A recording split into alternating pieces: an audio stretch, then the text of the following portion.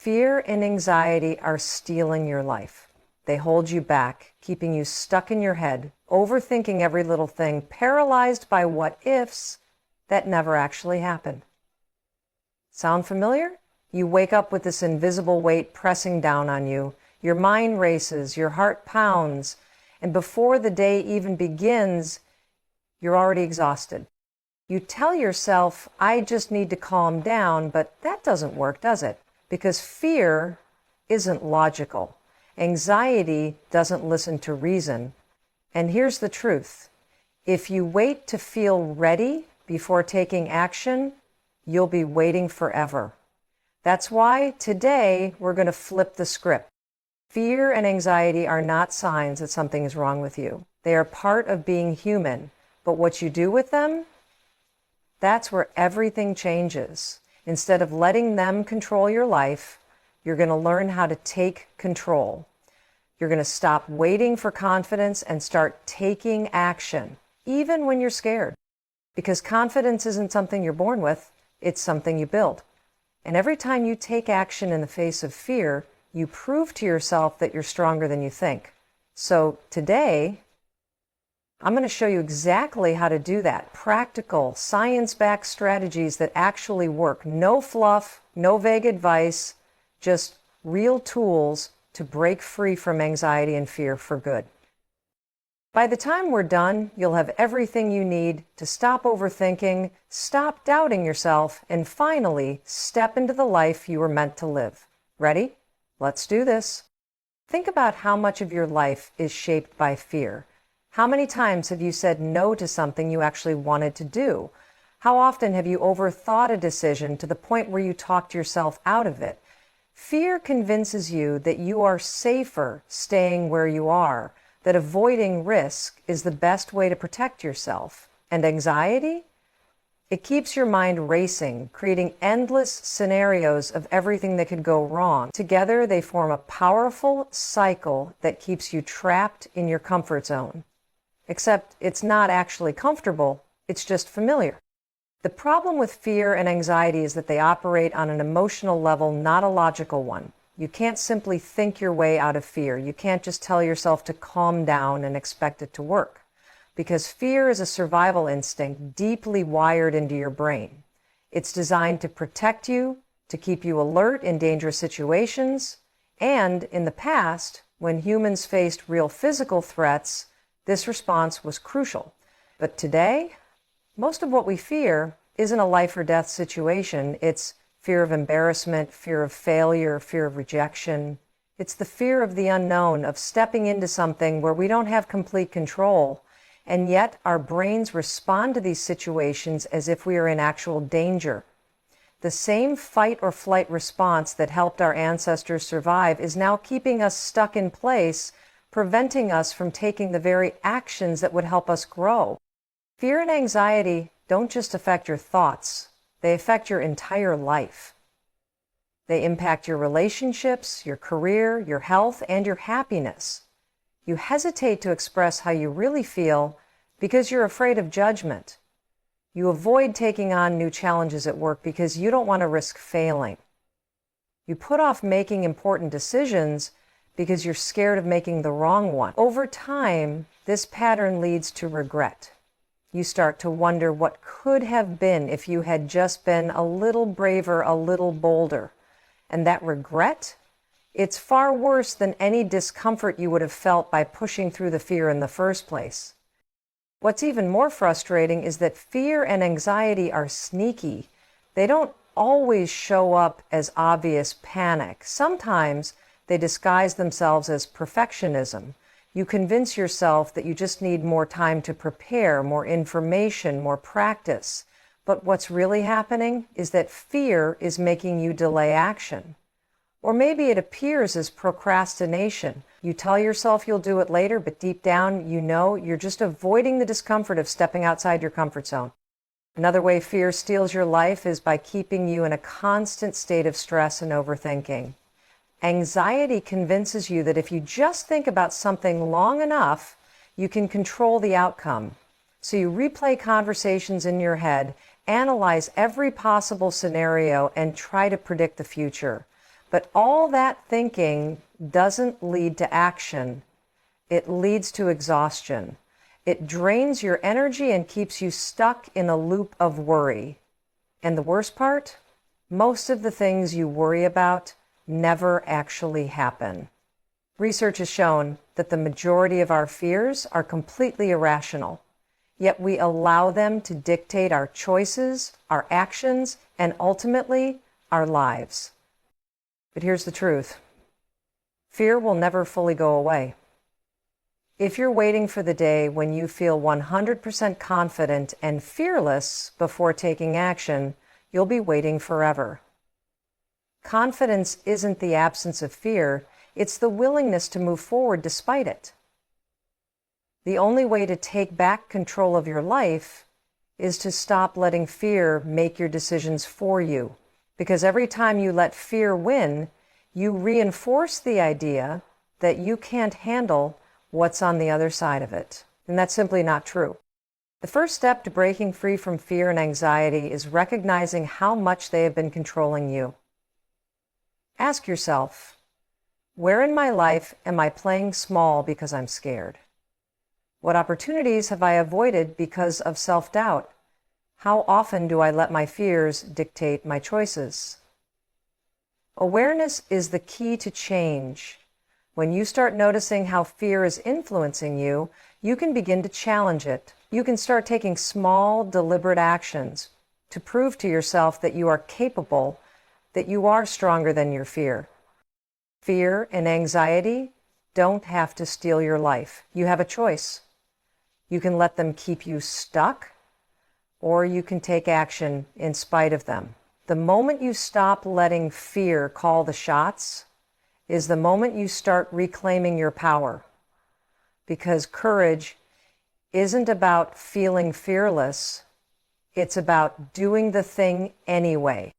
Overthinking is one of the biggest ways fear and anxiety take control of your life. It sneaks into your mind, disguising itself as preparation, caution, or problem solving, but in reality, it's just a loop that keeps you stuck. You analyze every decision, second-guess yourself, and mentally replay situations over and over.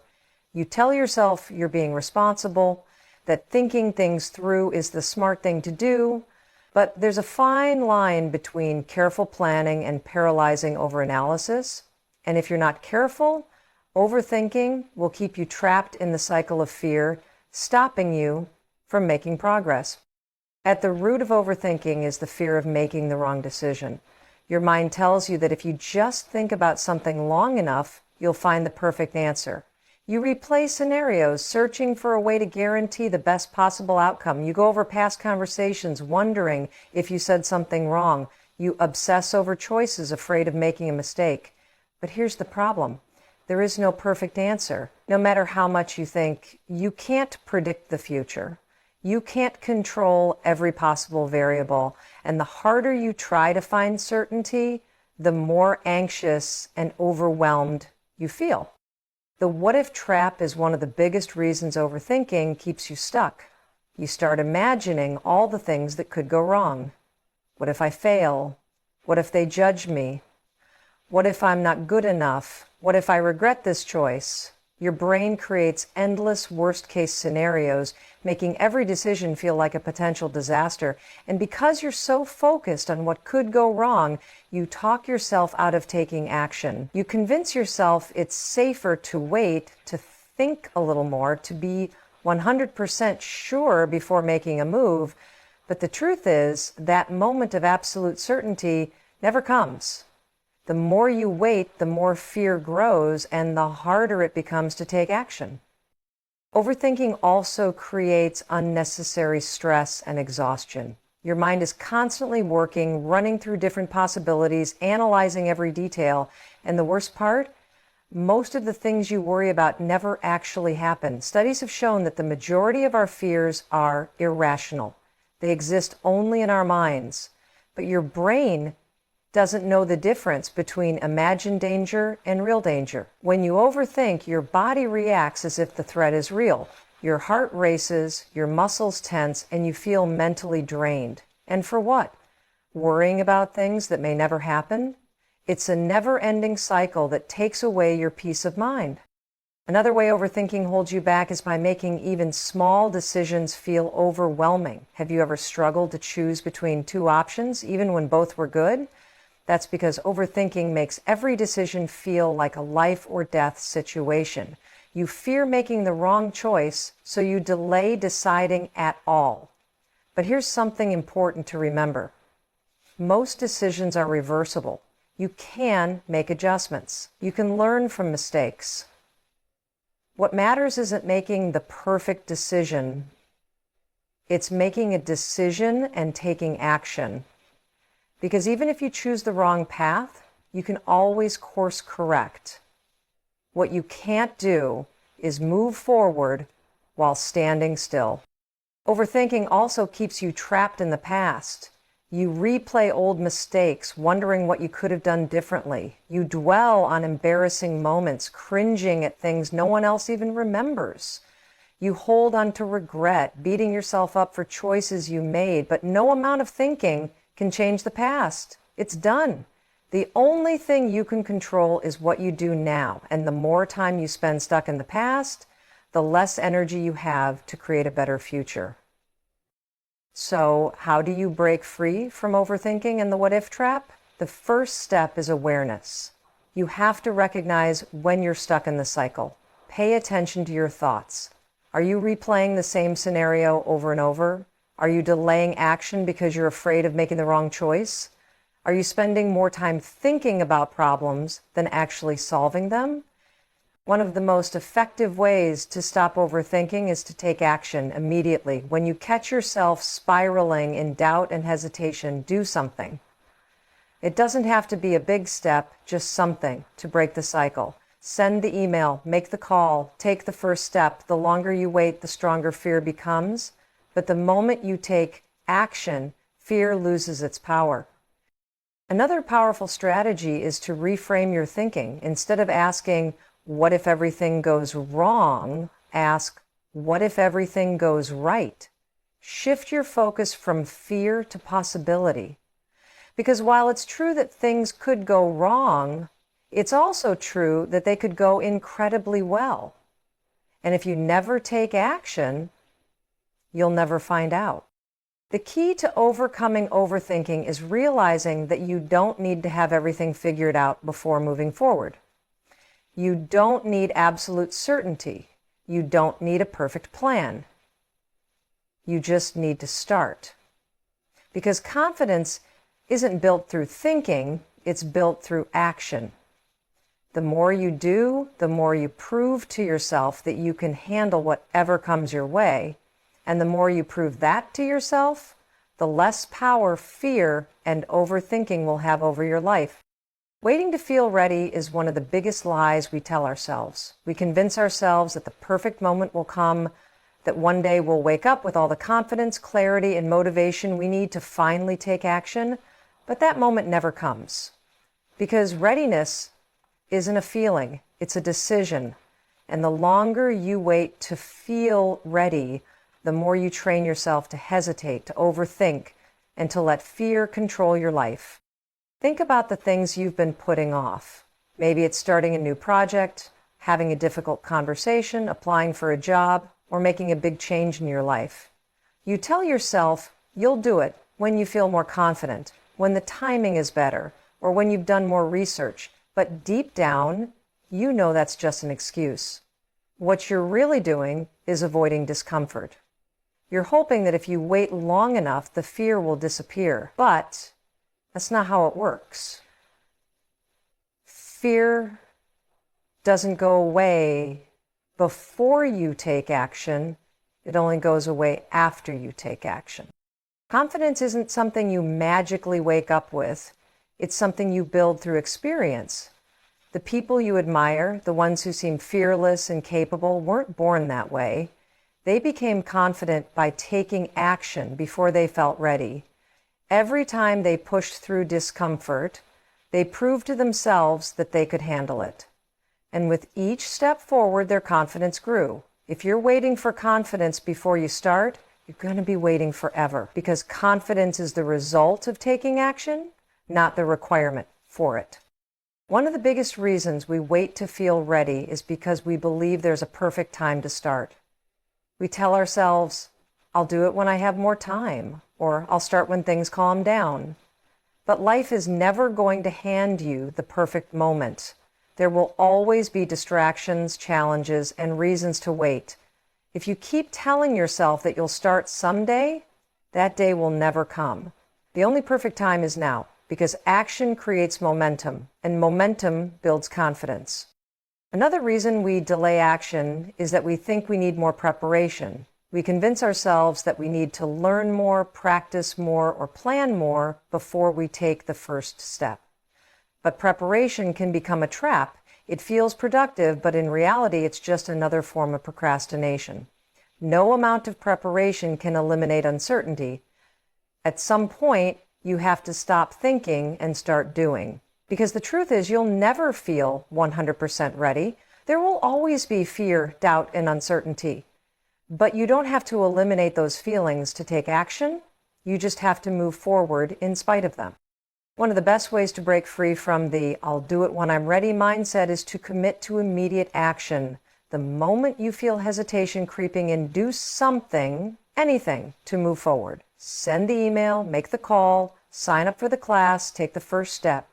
It doesn't have to be perfect, it just has to be something, because action creates progress, and progress creates confidence. The longer you wait, the stronger fear becomes. But the moment you take action, fear starts to lose its grip. Another powerful way to stop waiting for readiness is to embrace imperfection. Too often, we don't start because we're afraid of failing. We want everything to be perfect before we begin. But perfection is an illusion. No one gets it right the first time. Every successful person you see has failed, stumbled, and made mistakes along the way. The difference is they didn't let those mistakes stop them. They learned, adjusted, and kept going. If you can shift your mindset from "I need to be perfect" to "I just need to start," you'll free yourself from the paralysis of waiting. One of the biggest lessons you can learn is that action comes before motivation, not the other way around. Most people think they need to feel motivated before they take action, but motivation is unreliable. Some days you'll feel inspired, and other days you won't. If you only take action when you feel like it, you will never be consistent.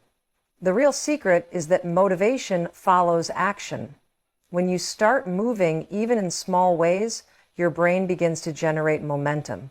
That momentum creates motivation, and that motivation keeps you going. But it all starts with action. Think about something in your life that you've been putting off because you don't feel ready. Now ask yourself, what is one small action I can take right now to move forward? It doesn't have to be a big step, just something that breaks the pattern of hesitation. Because once you take that first step, the next one becomes easier. And before you know it, you'll realize that you didn't need to feel ready. You just needed to start. Fear and anxiety are a natural part of being human. They are hardwired into your brain as survival mechanisms, designed to protect you from danger. But in today's world, most of the things we fear are not actual threats to our survival. We're not running from wild animals or fighting for our lives.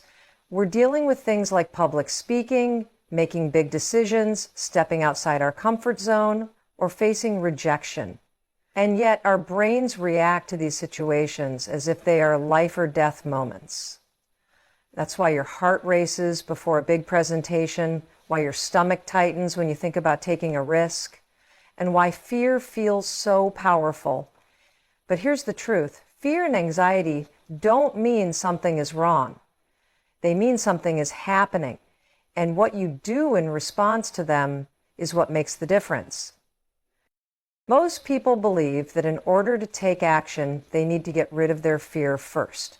They think, once I feel less anxious, then I'll do it. Or once I stop feeling scared, I'll take the first step. But that's not how it works. Fear and anxiety don't go away before you take action.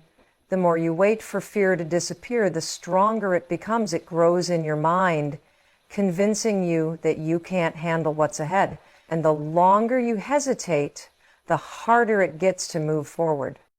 The key is to understand that fear and anxiety are not signs that you should stop. In fact, they are often signs that you are about to do something important. Think about it. When do you feel fear? When you're stepping into the unknown, when you're pushing yourself, when you're doing something that matters. Fear is not the enemy. It's a signal. It's a sign that you are growing, that you are stretching beyond what is comfortable and familiar, and that's exactly where you need to be if you want to change your life. One of the most powerful shifts you can make is to stop seeing fear and anxiety as things to eliminate and start seeing them as things to move through. Because the truth is, fear will always be there when you're doing something new. It's not a problem, it's just part of the process. The people who succeed, who grow, who create amazing things in their lives are not the ones who never feel fear.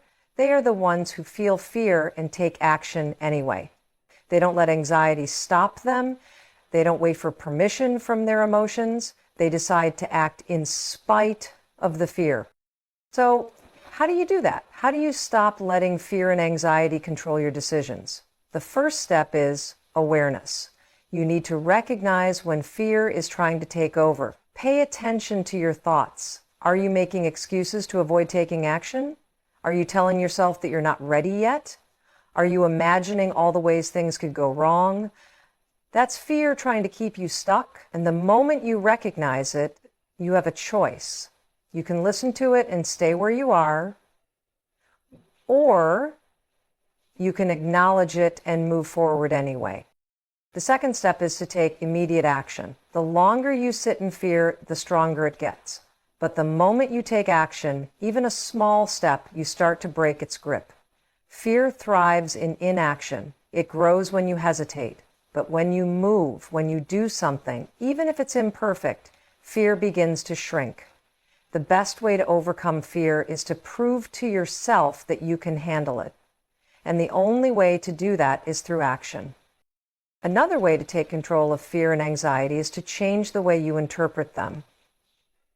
Most people feel anxiety and assume it means something bad.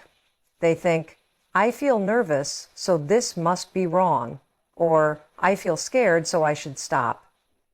But what if you saw fear as excitement instead? Physiologically, fear and excitement feel almost the same. Your heart beats faster, your adrenaline kicks in, you feel alert and focused. The only difference is how you interpret those feelings. Instead of saying, I'm so nervous, try saying, I'm excited. Instead of thinking, I can't do this, tell yourself, this is my chance to grow. The words you use shape your experience. And when you reframe fear as something positive, you take away its power to hold you back. One of the biggest mistakes people make is thinking they need to feel fearless in order to succeed. But fearlessness isn't real. Every successful person you admire has felt fear. The difference is they didn't let it stop them. They learned how to take action in spite of it. And the more you do that, the stronger you become. Confidence isn't something you wait for. It's something you build. And every time you push through fear, you prove to yourself that you are capable. Taking control of your thoughts is one of the most powerful things you can do to reduce anxiety and fear. Your thoughts shape your emotions, and your emotions shape your actions. If your mind is constantly filled with negative, fearful, and self-doubting thoughts, then your body will respond with stress and anxiety. You'll feel stuck, overwhelmed, and afraid to take action. But if you learn how to manage your thoughts, you can take control of how you feel, which will help you push past fear and move forward with confidence. The first step in taking control of your thoughts is becoming aware of them. Most people don't realize how much of their fear and anxiety come from their own thinking patterns. They assume that their fears are based on reality, but in many cases, they're just mental stories that have been repeated so many times that they feel real. Think about the things that make you anxious. Maybe it's the fear of failure, the fear of judgment, or the fear of uncertainty. Now, ask yourself, are these fears based on actual facts, or are they based on assumptions and worst-case scenarios? More often than not, fear is created in your mind before anything has even happened. One of the most common ways that fear and anxiety take control is through negative self-talk. The way you talk to yourself matters more than you realize. If you constantly tell yourself, "I'm not good enough, I can't do this, I'll probably fail," then your brain will believe it. Your subconscious mind doesn't question your thoughts. It simply absorbs them. If you fill your mind with negative beliefs, you'll feel stuck, powerless, and incapable. But the good news is you have the power to change this. The key is to rewire your thinking by challenging negative thoughts and replacing them with empowering ones. Every time you catch yourself thinking something negative, stop and question it. Ask yourself, is this really true? Is there actual evidence for this, or am I just assuming the worst? What would I say to a friend who had this thought? By questioning your negative thoughts, you start to weaken their grip on you. They lose their power because you begin to see that they are just thoughts, not reality. Once you start challenging negative thoughts, the next step is to replace them with positive, empowering ones. Instead of saying, "I can't do this," tell yourself, "I am capable and I will figure it out." Instead of thinking, "I'm not ready," remind yourself, "I don't need to be perfect, I just need to start." Instead of worrying about failure, shift your mindset to, "Every failure is a lesson that moves me closer to success." The more you practice replacing negative thoughts with positive ones, the more you retrain your brain to think in a way that reduces fear and anxiety. Another way to take control of your thoughts is to stop focusing on things you can't control and start focusing on what you can control. Anxiety often comes from trying to control the uncontrollable, other people's opinions, the outcome of events, or things that haven't even happened yet. But the truth is, no amount of worrying will change these things. What you can control is your response, your actions, and your mindset. When you shift your focus from "what if everything goes wrong" to "what can I do right now to move forward," you take back your power, you stop letting fear control you, and you start taking control of your life. A powerful strategy for managing anxious thoughts is to practice mindfulness. Mindfulness is simply the ability to observe your thoughts without getting caught up in them. Instead of reacting emotionally to every thought that pops into your head, you learn to step back and see it for what it is, just a thought. Imagine your thoughts as clouds passing in the sky. You don't have to chase them or hold on to them. You can simply observe them and let them go. When you learn to separate yourself from your thoughts, they lose their ability to control you. Another effective way to take control of your thoughts is to practice gratitude. Fear and anxiety often come from focusing on what's missing, what's wrong, or what could go wrong. But when you shift your focus to what you're grateful for, your entire mindset changes. Gratitude trains your brain to focus on the positive, which naturally reduces fear and anxiety. Start by making it a daily habit. Every morning or evening, list 3 things you're grateful for, and they don't have to be big. Just simple things like a good conversation, a nice meal, or a moment of peace. Over time, this practice rewires your brain to focus more on what's going right instead of what's going wrong. Another powerful tool for managing your thoughts is visualization. Your brain doesn't know the difference between a real experience and a vividly imagined one. If you constantly visualize worst-case scenarios, your body will respond with stress and anxiety as if those scenarios were actually happening. But if you start visualizing success, confidence, and positive outcomes, your brain will begin to believe in those possibilities. Before a big challenge, take a few minutes to close your eyes and imagine yourself succeeding. Picture yourself handling the situation with confidence, staying calm, and overcoming obstacles. The more you practice this, the more your brain will build new neural pathways that support confidence instead of fear. One of the biggest lessons in taking control of your thoughts is realizing that you don't have to believe everything you think. Just because your mind tells you something doesn't mean it's true. Thoughts are not facts. They are just mental patterns. And the great thing about patterns is that they can be changed. You have the power to choose which thoughts you listen to and which ones you let go. When you stop feeding fear-based thoughts and start feeding positive, empowering ones, everything changes. At the end of the day, fear and anxiety are not caused by external situations. They are caused by the way you think about those situations. And when you learn to take control of your thoughts, you take control of your emotions, your actions, and ultimately your life, it all starts in your mind. Change the way you think and you will change the way you feel. Change the way you feel and you will change the way you act. And when you change the way you act, you change your entire future. One of the biggest myths about fear and anxiety is that they need to disappear before you can take action. People believe they need to feel confident, prepared, or ready before they step forward. But the truth is, if you wait for fear to go away, you'll be waiting forever. Fear doesn't leave before action.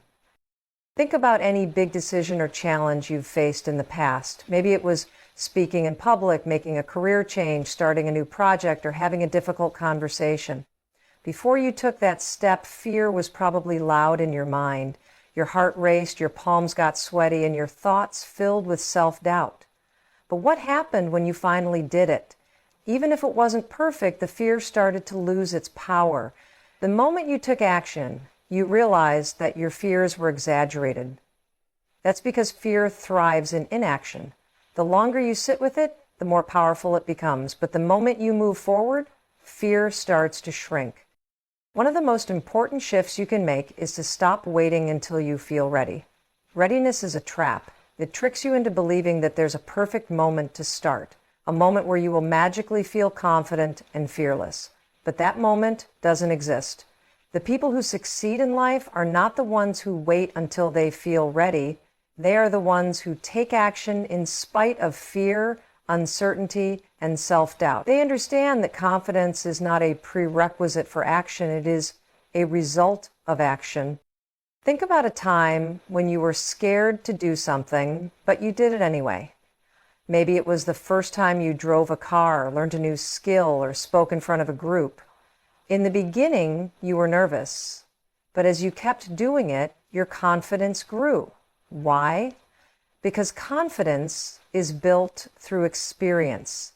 Every time you take action, you prove to yourself that you can handle discomfort, that you can push through fear, and that you are capable. A practical way to break the habit of inaction is to use the countdown method. The moment you feel hesitation creeping in, count down from 5, 5, 4, 3, 2, 1, and then move. Don't overthink it. Don't let your mind come up with excuses. Just take the first step. This interrupts the cycle of fear and forces your brain into action. The more you practice this, the less hesitation will control you. Another strategy for taking action despite fear is to break big goals into small, manageable steps. Often fear comes from feeling overwhelmed. You look at the entire journey ahead and it feels impossible.